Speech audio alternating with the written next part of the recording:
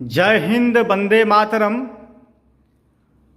एक विधान, एक संविधान, एक निशान की बात करने वाला कोई भी सच्चा हिंदुस्तानी यह हरगिज बर्दाश्त नहीं कर सकता था कि एक भारत में एक ऐसा भी प्रांत हो जहां अपना अन्य ध्वज हो, जहां तिरंगे का सम्मान न हो और वह राष्ट्रवाद का ध्वज वाहन करते हुए यहाँ तिरंगा पहुँचाने के लिए श्रीनगर के लाल चौक के समीप पहुँचता है।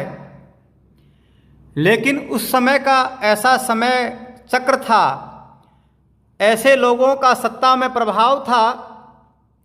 और ऐसा भारतवर्ष का, हिंदुस्तान का दुर्भाग्य था कि वह व्यक्ति जो बंगाल, जहाँ से भारत की आज़ादी की अलख जगी, जो बौद्धिक संपदाओं का समृद्ध प्रांत, जब उन्होंने संकल्प लिया कि हमें एक भारत में एक ही ध्वज फहराना है और उस भावना के साथ श्रीनगर के लाल चौक पर तिरंगा फहराने के लिए गए और वह वहाँ से वापस नहीं आए। उसके बाद यदि कोई यह काम करने का हिम्मत कर पाया तो वह थे हमारे आदरणीय वर्तमान प्रधानमंत्री श्री नरेंद्र मोदी जी, जिन्होंने यह हिम्मत दिखाई, जिन्होंने आम भारतीय के मन में यह भाव जगाया कि एक भारत में एक संविधान, एक विधान और एक ध्वज हो। और उन्होंने उस विपरीत परिस्थिति में उस लाल चौक पर जाना जहां जान की जोखिम हो सकती थी, जहां से वापसी मुश्किल हो सकती थी,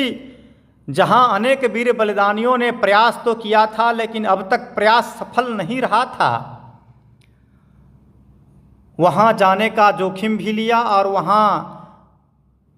ध्वज वाहन करने का सौभाग्य भी प्राप्त किया।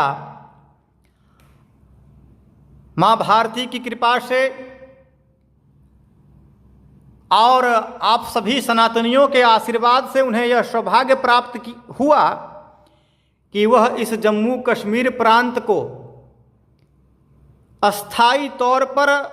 भारतीय ध्वज के अंदर लाने का सार्थक प्रयास किया। और हमें गर्व होता है कि कुछ ऐसे ऐतिहासिक निर्णय लिए गए जो हमने ना सोचा था और ना हमने किसी से उम्मीद लगाई थी। लेकिन इस जोखिम भरे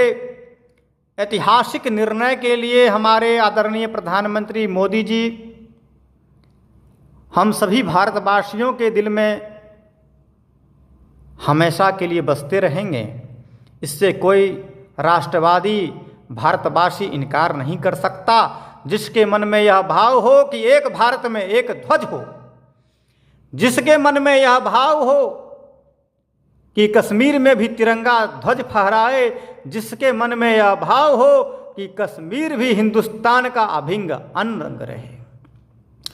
जिसके मन में यह भाव हो कि चाइना और पाकिस्तान के अधीन गया हुआ